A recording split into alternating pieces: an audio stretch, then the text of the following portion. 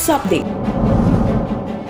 Mula sa himpilan ng 89th IB, ito po si Maylene Blair Bulud, maghahatid sa inyo ng mga balita at impormasyon sa seguridad, kapayapaan at pag-unlad sa probinsya ng Davao del Norte, Davao City at Bukidnon.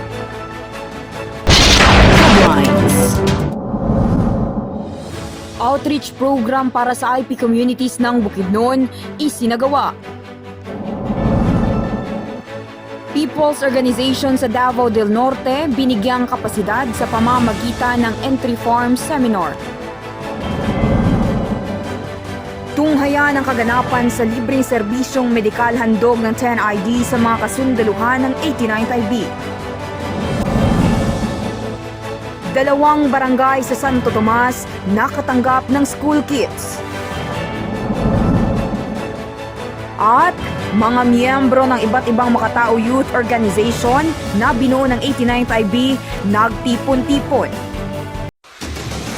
Makatao News Update.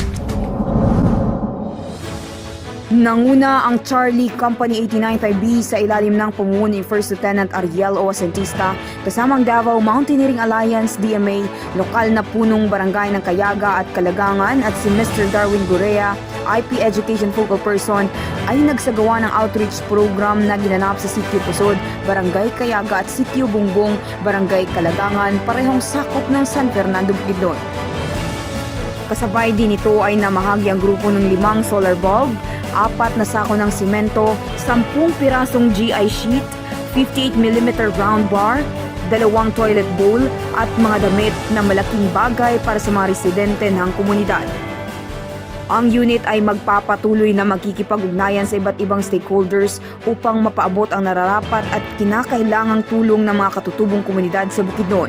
At ito ay magiging daan upang mapigilan ang mga isyu na maaaring samantalahin ng mga komunistang terorista grupo para sa kanilang mass recovery. Binigyang kapasidad ang iba't ibang People's Organization o PO sa pamamagitan ng Entry Form Seminar noong ika-23 ng Agosto taong kasalukuyan na ginanap sa KST-MPS Building sa Barangay Tibalog, Santo Tomas, Davao del Norte. Pinangunahan ng Bravo Bravehearts Company 89th IB sa pamumuno ni First Lieutenant Maverick J. Sakay, PFC Regi Francisco, Community Development Team Operator at Department of Trade and Industry ng lokal na pamalaan ng Santo Tomas ang aktibidad na naglalayong bigyan ng sapat na kalaman ng mga miyembro ng PO sa tamang pamamahala at pangangalagang pang-agrikultura na malaking bagay para sa kanilang pangkabuhayan. Maaasahan ang patuloy na suporta at tulong ng batalyon sa pamamagitan ng mga community development team nito na mapangasiwaan na magabayan at mabigyang kapasidad ang mga miyembro ng POs para sa ikakaunlad na kanilang pamumuhay. Nagbigay ng libreng serbisyong medikal ang 10th ID Station Hospital sa pangunguna ni Lieutenant Colonel Rodel M. Corpuz sa tropa ng batalyon noong ika-21 ng Agosto taong kasalukuyan na ginanap sa himpilan ng batalyon sa Barangay New Visayas, Santo Tomas, Davao del Norte. Ang aktibidad ay kaugnay sa Alagang Agila na inisyatibo ng 10 ID Station Hospital upang masiguro ang mataas na antas ng kalusugan ng bawat sundalo para sa pagpapaigi sa pagtupad ng kanilang sinumpaang tungkulin. Malaki ang pasalamat ng unit sa walang sawang tulong ng ospital sa pagsiguro ng kalusugan ng mga kasundaluhan ng 89th IB. Ito ay malaking bagay upang mas maging epektibong kawani ng batalyon sa pagbabantay sa lugar ng nasasakupan laban sa kahit anong banta ng seguridad. 2 barangay ng Santo Tomas, Davao del Norte ang naging benepisyaryo ng mga school kits hatid ng Child Fund Philippines Incorporated kaugnay sa kanilang proyektong Build Cap 2P na naglalayong mabigyan ng mga kabataan ng kanilang kagamitan sa paaralan. Dumalo ang Battalion Commander ng 89th IB na si Lieutenant Colonel Ruel M. Tabas na malaki ang suporta sa advokasya sa pagpapalakas ng mga kabataan at kanilang pag-aaral. Isa sa kampanya ng unit na mapangalagaan ang kapakanan ng kabataan mula sa mapanlinlang na komunistang teroristang grupo. Kung kaya maasahan na buo ang suporta ng batalyon sa mga aktibidad para sa mga kabataan. Ginanap ang aktibidad noong ika-21 ng Agosto sa Covered Court, Barangay Salvacion at Barangay San Miguel, Santo Tomas, Davao del Norte.